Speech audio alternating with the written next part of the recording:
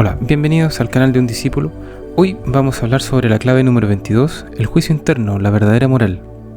Y hoy día, como para dejar esto entre paréntesis, llegamos al término de este trabajo con respecto al libro del maestro Ramá Serradulá, Las claves del despertar, la ciencia de la vida, donde él plasmó todo este trabajo en cada una de estas claves, que podrían ser muchas más, pero él quiso entregarlas de esta forma y cada una de ellas la pueden ir explorando, revisando, profundizando, y cada uno va a ir descubriendo cosas que están ahí dichas entre líneas.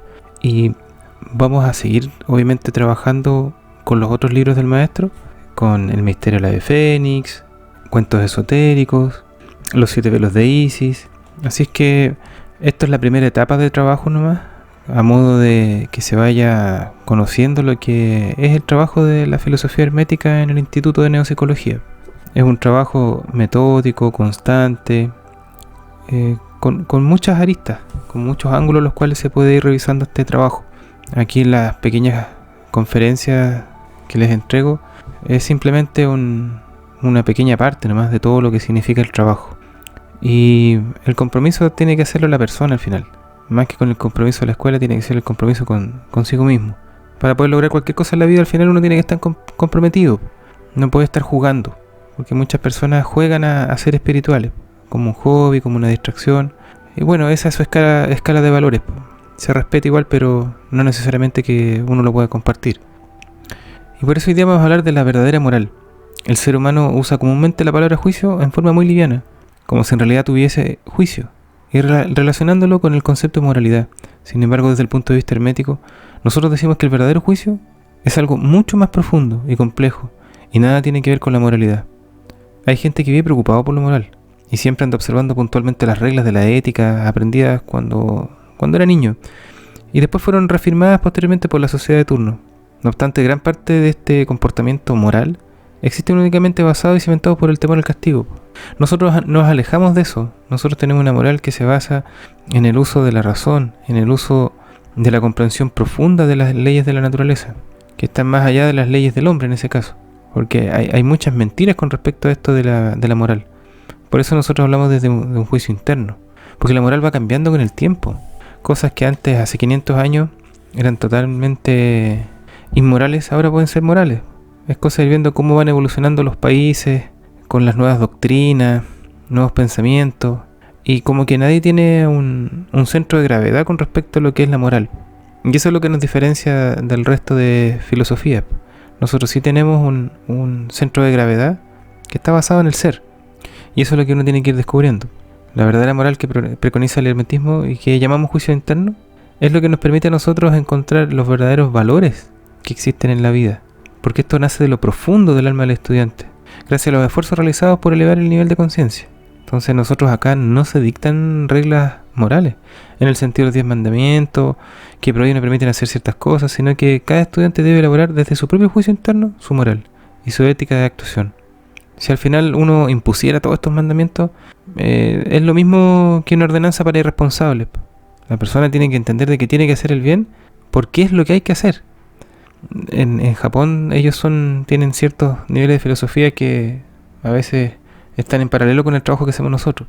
Ellos tienen de repente algunas máximas como el hay que hacerlo, o hay que cumplir con el deber, o dedicación absoluta a nuestro propósito, y así un sinfín de cosas más, porque ellos entendieron de que las personas tenemos que tener un centro de gravedad, tenemos que tener un aplomo interno, que es el juicio interno, que nos permite obtener una moral superior.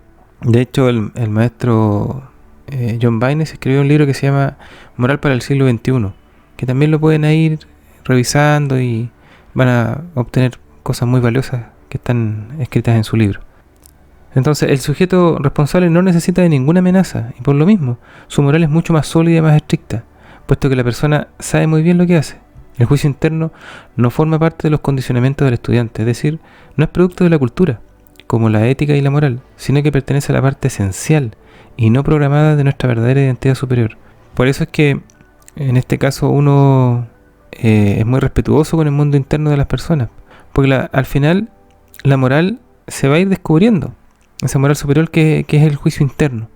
Pero para eso aquí el maestro Gurdjieff explica muy bien el concepto de juicio interno, de la siguiente forma. La gente gustan mucho hablar sobre la moralidad, pero la moralidad es mera autosugestión. Lo que hace falta es juicio interno. Nosotros no enseñamos moralidad, enseñamos la manera de hallar el juicio interno. A la gente esto le produce desagrado. Dicen que nosotros no tenemos amor. Se trata sencillamente de que nosotros no fomentamos ni la hipocresía ni la debilidad. Al contrario, nosotros arrancamos todas las máscaras. Aquel que desea realmente la verdad no hablará de amor o de cristianismo, porque sabe cuán lejos se encuentra de todo eso. La enseñanza cristiana es para los cristianos, y los cristianos son solamente aquellos que la viven, o sea, aquellos que lo hacen todo conforme a los preceptos sentados por el Cristo. ¿Viven conforme a los preceptos de Cristo todos aquellos que tanto hablan de amor y moralidad? Por cierto que no, pero siempre se hablará de esto, y siempre habrá gentes para quienes la palabra son lo más precioso que puede haber. ¿Pero esta es una señal verdadera? Quien habla en esta forma es un hombre vacío. No vale la pena malgastar el tiempo con él. La moralidad y el juicio interno son dos cosas muy diferentes. El juicio interno no puede contradecir otro juicio. Una moral puede siempre muy fácilmente contradecir y negar por completo a otra. Un hombre lleno de topes puede ser muy moral. Los topes pueden ser muy distintos. O sea que dos hombres muy morales pueden considerarse el uno al otro sumamente inmorales. Por lo general, esto es algo inevitable. Cuanto más moral se considere un hombre a sí mismo, más inmoral considerará a su prójimo. Entonces, todo camino espiritual es la lucha por separar la voz del individuo, que es la individualidad luminosa, de la voz del alma animal. Esta alma animal es la que nos mantiene atados al colectivo humano. El colectivo humano es muy agresivo. Siempre ve mal a aquel que se empieza a separar de sus filas. Lo tratan de adoctrinar para llevarlo hacia sus filas y que no piense por sí mismo, sino que se someta a ese colectivo. Y ya hemos visto ya varios casos de movimientos pensantes que son colectivistas. Desde el punto de vista hermético, nosotros no somos colectivistas. Nosotros acá estamos trabajando para lograr nuestra individualidad y sumergidos en este mundo material.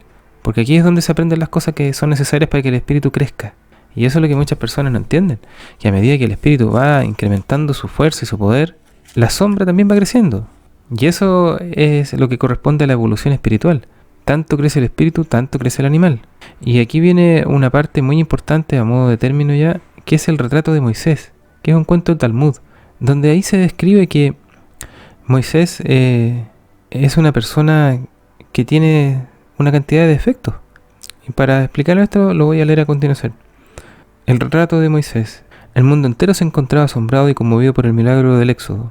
El nombre de Moisés estaba en los labios de todos.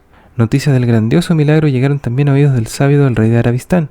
El rey llamó al mejor de sus pintores, le ordenó que fuera a donde Moisés se encontraba, que pintara su retrato y que se lo trajera. Cuando el pintor hubo regresado, el rey reunió a todos sus sabios hábiles en la ciencia fisonómica y les pidió que describieran por el retrato el carácter de Moisés, sus cualidades, inclinaciones, hábitos, así como del origen de su milagroso poder. Señor, respondieron los sabios, este es el retrato de un hombre cruel, soberbio, ávido de riqueza, poseído por el ansia de poder y por todos los vicios que hay en el mundo. Estas palabras provocaron la indignación del rey. ¿Cómo puede ser posible?, exclamó, que ese hombre, cuyas maravillosas hazañas asombran a todo el mundo, pueda ser así. Se inició una discusión entre el pintor y los sabios. El pintor afirmaba que el retrato de Moisés había sido pintado en la forma más fiel posible, mientras los sabios mantenían que ellos habían determinado el carácter de Moisés absolutamente de acuerdo con el retrato. El sabio rey de Arabistán decidió comprobar cuál de las partes en disputa tenía razón, y él mismo partió para el campamento de Israel. Desde el primer momento, el rey pudo comprobar que la cara de Moisés había sido retratada con la mayor fidelidad posible por el pintor. Al entrar en la tienda, el hombre de Dios se arrodilló, hizo una reverencia y contó a Moisés la discusión entre el artista y los sabios. Al principio, hasta que vi vuestra cara, dijo el rey, pensé que el artista había pintado mal vuestra imagen, pues mis sabios son hombres de mucha experiencia en la ciencia fisonómica. Ahora me he convencido de que son hombres sin ningún mérito y de que su sabiduría es vana e inútil. No, respondió Moisés, no es como vosotros pensáis. Tanto el pintor como los fisonomistas son hombres de gran mérito, y tanto uno como los otros tienen razón. Sabed que todos los vicios de los que me han hablado los sabios me fueron asignados por la naturaleza, y quizás en un grado muy superior al que ellos han encontrado en mi retrato. Pero yo he luchado contra mis vicios durante mucho tiempo, desplegando mi mayor fuerza de voluntad hasta dominarlos y desterrarlos de mí, logrando así que todo lo que le era contrario se convirtiera en mi segunda naturaleza. Y en esto estriba mi más grande orgullo.